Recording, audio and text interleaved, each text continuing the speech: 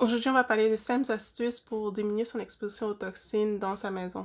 Des astuces, des choses que tu peux faire en fait sans avoir à dépenser un seul sou.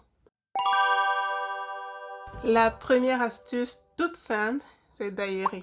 Aérer la maison, ouvrir les fenêtres, ouvrir les portes. D'où je viens, au Cameroun, on appelle ça laisser passer le vent. Je n'aimais pas ça. Mais c'est très important de le faire. Ça permet de renouveler l'air pour avoir un échange plus rapide et plus efficace. Ouvrir les portes, ouvrir les fenêtres. Bon, pas les portes forcément là, mais ouvrir les fenêtres, laisser passer l'air. Et ça, tu peux le faire 2 fois par jour, à peu près 5 à 10 minutes. En fait, ça dépend aussi des saisons. En été, je trouve qu'en été, c'est plus simple. Déjà, il fait pas froid. C'est déjà ça. Déjà, il fait pas froid. Mais c'est plus agréable en fait en été.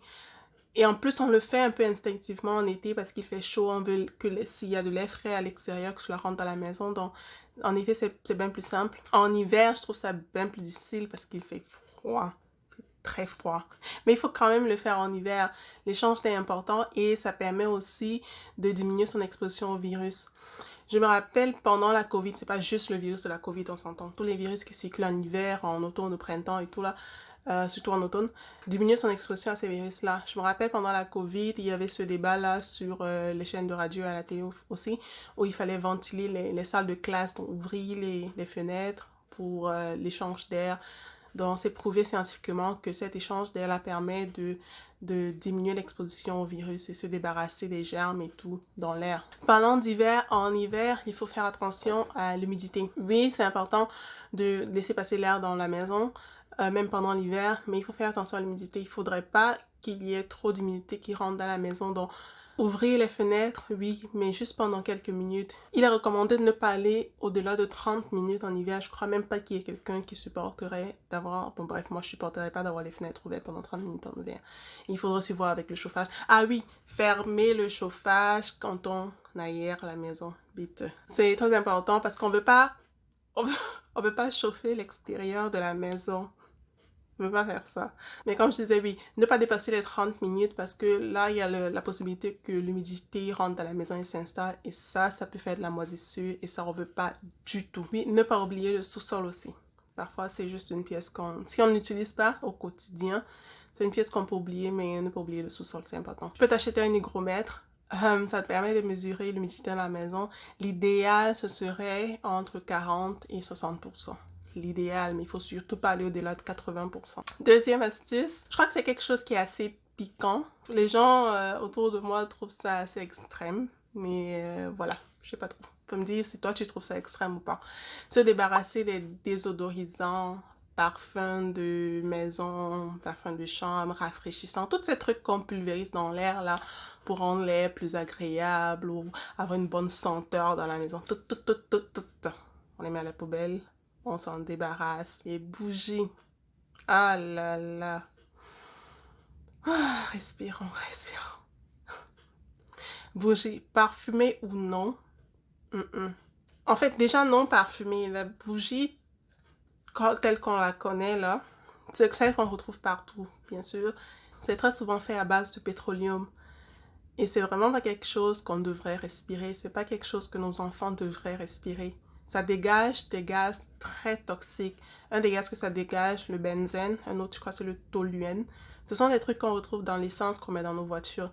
Si on ne consomme pas, non, si on ne boit pas, si on se oint pas, si on ne met pas ça sur notre corps, l'essence qu'on met dans notre voiture, pourquoi est-ce qu'on devrait respirer cela? C'est très très mauvais pour nos poumons, très mauvais pour nos muqueuses. Parfumer, encore pire, parce que non seulement il y a le pétroleum là-dedans, mais aussi il y a toutes ces senteurs là qu'on rajoute. Et parfois les bougies, déjà il n'y a pas la plupart des bougies, il n'y a pas de liste d'ingrédients dessus. Donc c'est vraiment pas ce qu'on met là-dedans pour que ça sente ce que ça sente. Et en plus, celles qui ont des ingrédients dessus, parfois je vois des bougies, par exemple, bougie senteur pomme cannelle pour l'automne. Ben, quand tu retournes la bougie, comme ça, le package de la bougie, les ingrédients, il n'y a ni pomme ni cannelle dans les ingrédients. C'est senteur artificielle, parfum, je sais pas trop quoi. On sait pas ce que c'est. On sait pas, il y a pas, c'est pas défini. On sait pas ce que c'est, on sait pas ce qu'on respire. Et non, juste Non. Et même ces désodorisants-là qui clament éliminer les odeurs, en fait, ils n'éliminent pas vraiment les odeurs, ils masquent les odeurs. Et certains de ces vaporisants-là sont faits de désinfectants. C'est comme ça qu'ils prétendent éliminer les odeurs. En mettant ce spray-là dans la maison et hop, petit désinfectant un peu de partout, on respire ça toute la journée, toute la nuit. Donc, ces désodorisants-là ont des effets sur notre santé. Migraine, problèmes de peau. Parce que finalement, ce qui est dans l'air, ça touche notre peau. Problèmes de peau, des crises d'asthme même qui ont été provoquées par ça. Parce que vu que ça va, on respire, cela, ça va dans nos poumons, ça cause des problèmes respiratoires à beaucoup de personnes, surtout aux enfants. Parlant des alternatives, une solution simple, ce serait, comme j'ai dit au premier point, ce serait d'aérer la maison. Ça permet l'échange de l'air frais qui rentre dans la maison, on se sent mieux.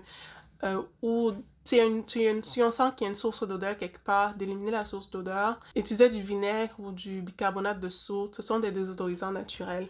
Il y a aussi pour les fans de bougies, des bougies naturelles, des bougies faites avec de la cire d'abeille, de la cire de noix de coco et de la cire de soja. Pour celles-là qui ont des senteurs, qui ont des odeurs particulières, très souvent les compagnies qui fabriquent ces bougies à base de cire-là rajoutent des huiles essentielles pour l'odeur. Donc, ça reste des bougies, ce sont des bougies non toxiques ou peu toxiques. J'ai aussi entendu parler de certaines plantes, pour ceux-là qui ont la main verte, des plantes désodorisantes. Dans tous les cas, avoir des plantes dans la maison, c'est toujours un plus, c'est toujours très bien. Ou alors, une autre alternative, ce serait faire du do-it-yourself, du DIY, de senteur pour la maison avec du bicarbonate de soude, du vinaigre, de l'alcool à base de plantes, en rajoutant des huiles essentielles. Le troisième point et dernier, la troisième astuce, c'est le désencombrement. Se débarrasser des choses qu'on n'utilise plus. Parfois, le moment où on désencombre, ou bien le moment où on se rend compte en fait de combien on a des choses dans la maison, c'est quand on déménage. Quand on déménage, pas juste au courant de la vie, au courant de l'année comme ça, on ne se rend pas compte du nombre de choses qu'on a dans la maison et qu'on n'utilise pas. Donc, c'est le printemps maintenant. Peut-être c'est le meilleur moment. Les gens disent que c'est le meilleur moment pour désencombrer. Aller dans les placards, aller dans sa garde-robe, regarder ce qu'on ne porte pas, ce qu'on n'utilise pas, s'en débarrasser. Se débarrasser des choses qu'on a cumulées dans le garage, au sous-sol, dans la cave, quelque part qu'on a mis pour plus tard, mais le plus tard, ça fait déjà 5 ans que c'est là. On ne sait pas trop à quoi ça sert, mais on se dit qu'un jour ça va servir à quelque chose. Je parle pas d'aller full Marie Kondo, full minimaliste, full je jette tout ce que j'ai rien, j'ai besoin de rien, ma vie est parfaite, j'ai juste besoin de relations avec les arbres autour de moi. Non, non, ne faisons pas ça. Je parle plutôt de se débarrasser du trop plein. Je parle plutôt de se débarrasser de ces choses-là qu'on a déjà gardées depuis tellement longtemps qu'on n'utilise pas et qu'on ne va pas utiliser, qu'on sait qu'on ne va pas utiliser, se débarrasser de ces choses-là. S'il y a des choses que tu peux vendre, ou du moins essayer de vendre. Parce que je sais pas où est-ce que tu vendrais. Marketplace, moi c'est plus comme ce Marketplace. Et franchement, pour vendre ce Marketplace, c'est tellement difficile, il te faut tellement de patience, je crois que ça cultive ton caractère, vendre ce Marketplace. Donc, tu peux essayer ça et voir comment ça se passe. Ou donner ou jeter si elles ne sont plus utilisables, si elles ne peuvent pas être recyclées, si elles ne peuvent pas, je vais dire, utilisées en fait par une autre personne. Donc, c'est ça. Donc, aérer, se débarrasser de désodorisants et désencombrer. Il n'y a rien à dépenser en fait dans toutes ces astuces-là et ça permet de se débarrasser des toxines ou de diminuer son exposition aux toxines dans sa maison. Merci d'avoir suivi cette vidéo, d'être resté jusqu'à la fin et comme d'habitude, je te souhaite de passer une très bonne journée.